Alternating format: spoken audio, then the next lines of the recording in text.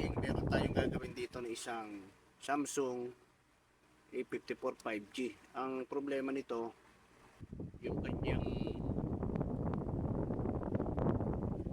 battery or yung charging board niya. Tingnan nyo, pagka i-charge nyo siya, kahit na ilang minuto na oras na, ganyan lang siya. Yan. Puro sign na lang nung kidlat. Ngayon, ang gagawin natin,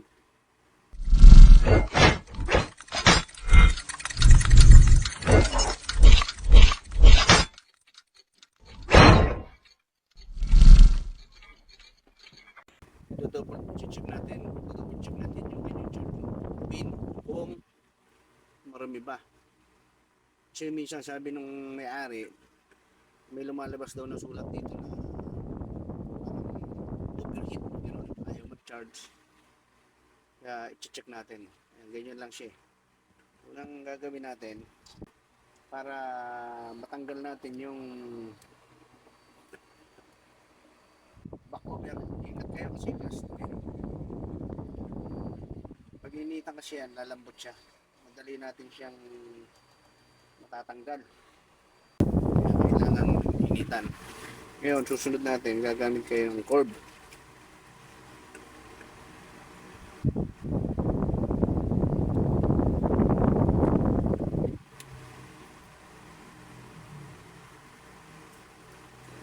Napa-check na rin daw dito eh. Napakawan na dito eh. Kaya lang, araw lang, bumalik na naman sa dati. Ang ginawa siguro nung gumawa ay nilinis lang. Kaya dito muna tayo sa kanyang charging board. Magpo-focus. Yan.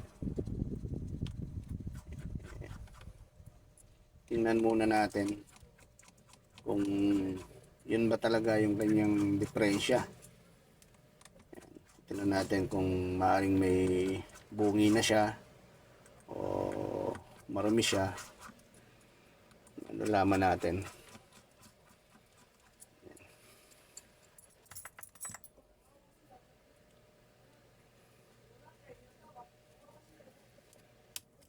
Yan. Ito yung kanyang charging board. Yan. Angat nyo lang to. Ito. Para ma-check natin. Yan. Yan. Iangat natin. Check natin. Tanggalin nyo muna to. Sa signal yan eh.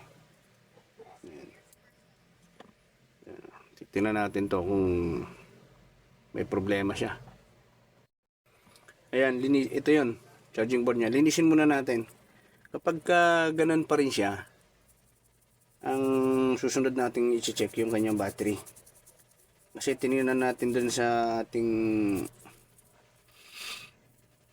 telescopic.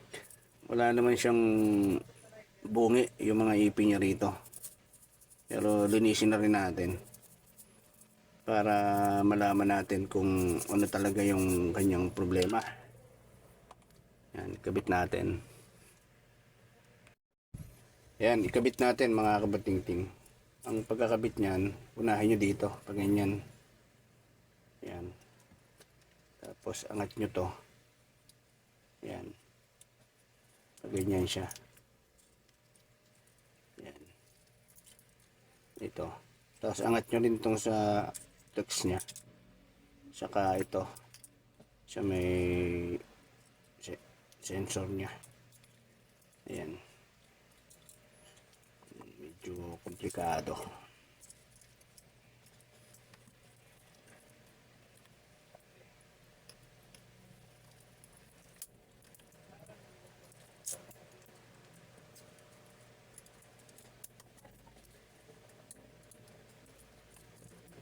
Yan. Tapos kabit natin para matesting natin kung yun ba talaga yung kanyang problema.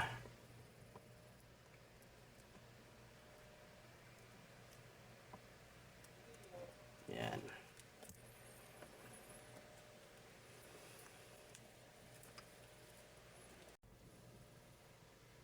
Ayan o.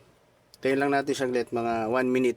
Kapag ka ganyan pa rin siya, ang gagawin natin, check natin yung kanyang battery. Ayan. Pero doon sa indicator natin, makikita na okay yung charging niya eh. Ayan o. Hindi lang natin alam kung yung battery niya hindi pa naman siya lobo. Pero habang inaantay natin, tanggalin na natin yung mga tornilyo para ma-check natin. May pamalit naman tayo dito eh. Ayan. Para habang inaantay natin kung mag-charge siya, makalas na natin to. Ikaw, pinapadaan sa aking channel, please like and comment. Pwede bang pakisubscribe na rin mga kabutingting para maging updated ka sa mga susunod na video na aking i-upload. Bago natin tanggalin yan, ayun o, ganun pa rin o. Ngayon dito tayo sa battery magpo-focus. Angat nyo to. Yan. To sa battery. Angat nyo yan. Papalitan natin siya ngayon. To. Ito natin kung maiangat natin. Ayan, naiangat natin. Yan. Yeah, ito yung luma. Ito yung ipapalit natin. Ayan. Try natin. Kung okay siya. Yan. Pagka hindi, check natin. Yan. Bit natin to. Tapos, i-charge natin.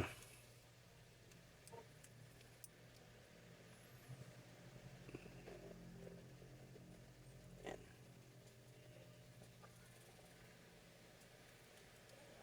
Tayo lang tayo saglit. Titingnan natin kung magkakarga siya. Ayun mga kabutingting oh. May sign siya na ganyan. Hindi siya nagkakarga. Ngayon, i-check naman natin ito. Yung flex niya. Kaya tanggalin natin. Ito. Papalitan din natin yan. Yan yung mga basic na pamamaraan. Bago tayo pumunta rin sa kanyang board. Yan. Ito yung luma. Ito yung bagong ipapalit natin. Yan. Check natin.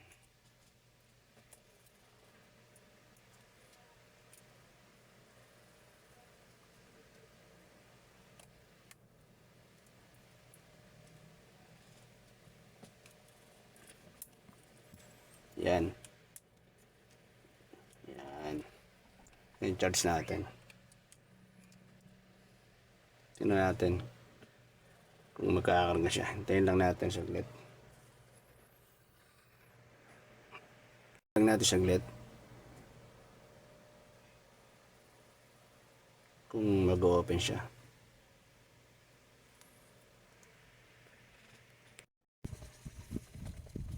Ayun o.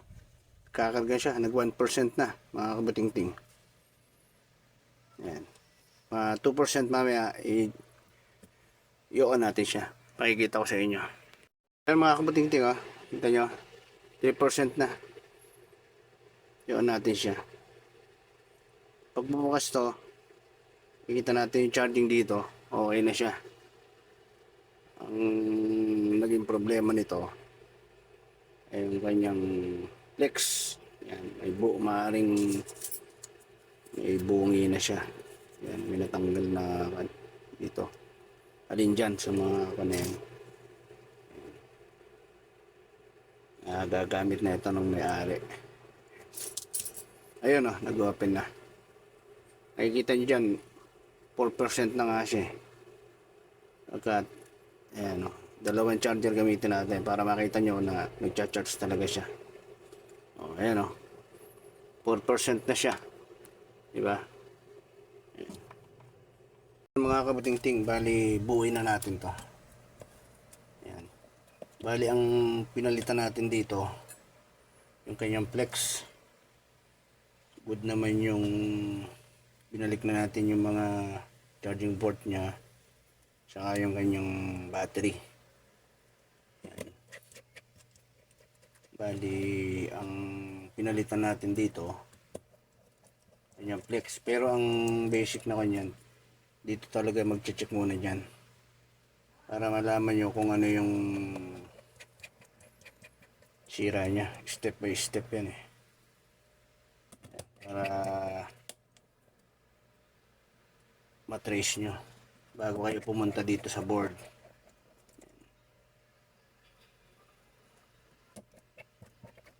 Pag naikabit natin ito, susunod na natin yung cover nitong ating charging board.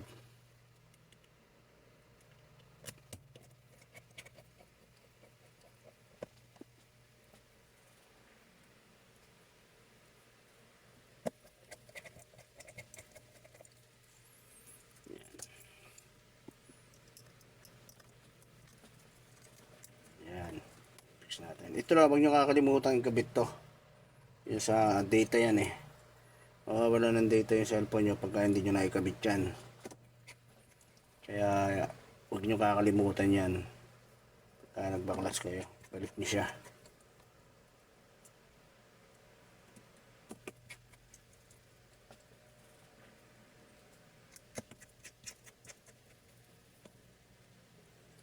Pipix na rin natin to.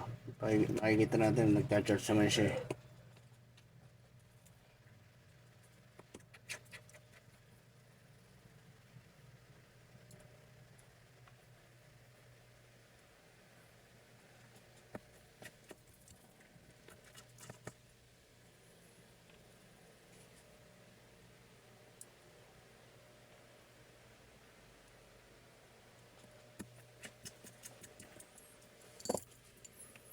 Yan, fix na natin. Ito. Tanggalin muna natin yung dikit niya. Para panibagong dikit na ilalagay natin eh. Yan.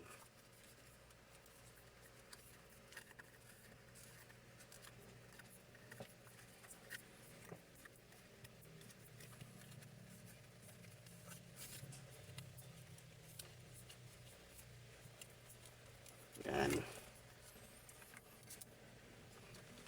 Yan, gagamitin natin to pandikit, paikot.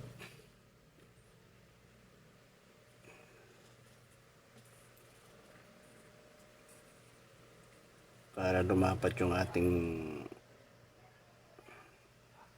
back cover.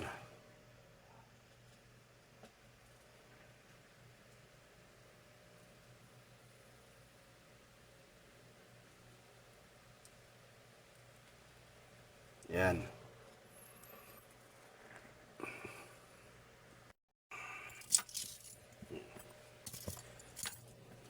Kabit natin.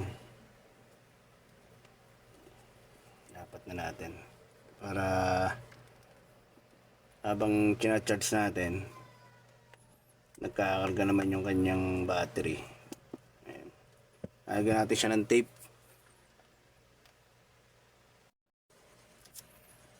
Kaya mga kabuting-ting, ako lahating oras tape pa natin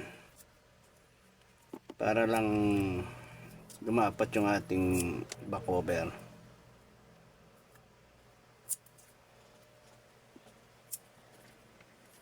Patutuyin na yan ng kalahating oras. Pwede nang gamitin ng may-ari.